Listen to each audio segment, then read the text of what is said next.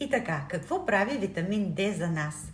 Първо и най-важно регулира калция и фосфора в тялото чрез редица механизми, включително контролиране на калция и абсорбция на фосфора в червата.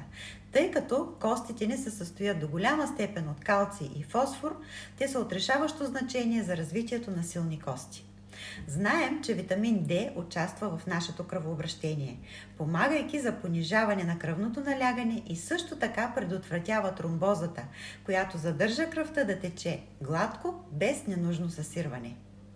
Помага за насърчаване на секрецията на инсулин от панкреаса. Инсулинът е хормонът необходим за контролиране на кръвната захар, а витамин D спомага за поддържане на здравето на нашия панкреас, като го предпазва от възпаление. Когато става въпрос за имунната система, витамин D е това, което наричаме имуномодулатор, което основно означава, че спомага за стимулиране на имунната система, когато има нужда от подсилване, и успокоява имунната система, когато е свръхактивна, в случаи като алергии или автоимунни състояния.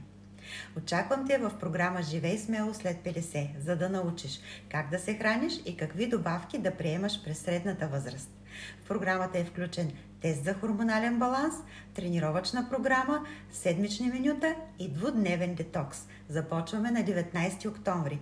Линк за записване в програмата в коментарите. Следвай за още полезни видеа и съвети.